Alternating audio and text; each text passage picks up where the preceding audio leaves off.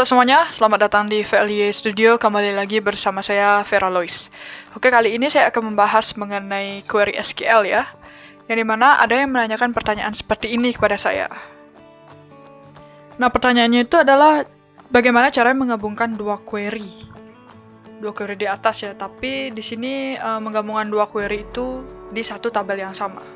Sebenarnya di sini kita nggak perlu menggabungkan query untuk dapat menghasilkan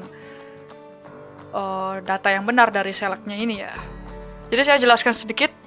Di situ ada dua tabel ya. Yang pertama ada tabel kelas dan yang kedua adalah tabel pegawai.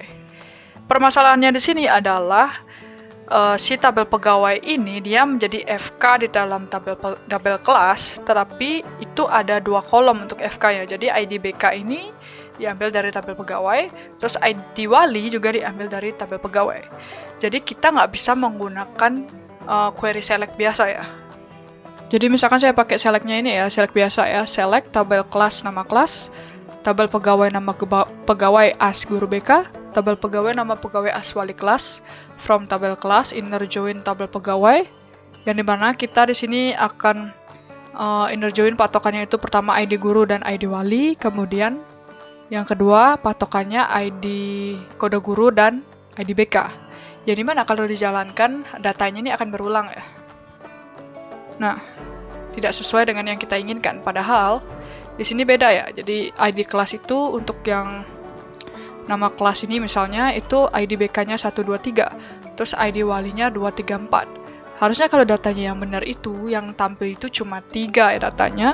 Tapi yang beda itu adalah ID atau nama pegawai di ID BK dan nama pegawai di ID wali. Itunya yang berbeda. Nah, bagaimana caranya mengatasi ini ya? Jadi hal tersebut bisa terjadi karena ini ya, ada FK, dua FK yang dimana FK-nya ini atau foreign key-nya ini diambil dari satu tabel yang sama. Itulah mengapa dia query-nya jadi berulang kalau kita pakai query select biasa, select inner join biasa. Jadi solve yang bisa saya berikan itu adalah kita select untuk yang ID BK dan juga ID pegawainya ini kita bedakan ya. Jadi akan ada select di dalam select. Jadi select tabel pegawai nama kelas as nama kelas. Nah, ini untuk mendapatkan kelasnya di tabel kelas. Kemudian select tabel pegawai nama pegawai from tabel pegawai where tabel kelas ID BK dan tabel pegawai kode guru as guru BK. Jadi selectnya ini digunakan untuk dapat menampilkan data pegawai atau nama pegawai yang dimana pegawainya ini adalah sebagai guru BK.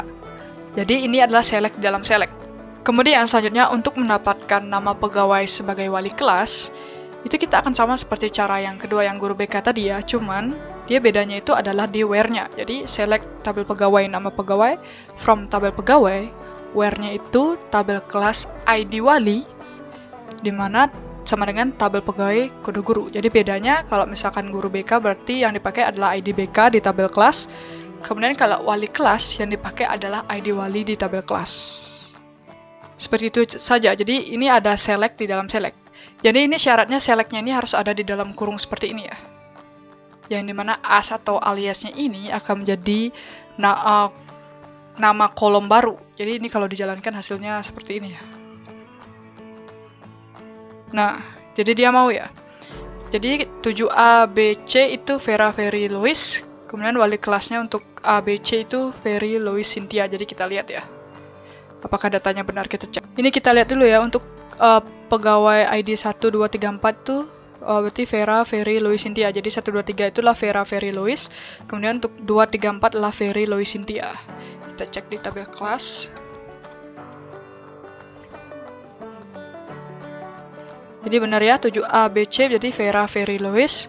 Terus untuk yang wali kelasnya itu adalah Ferry, Lois, dan Cynthia. Jadi datanya benar. So, sekian yang bisa saya sampaikan untuk video kali ini. Terima kasih kepada Bu Nimel yang sudah mengirimkan pertanyaan. Semoga ini bermanfaat. Kita bertemu lagi di video selanjutnya. Terima kasih.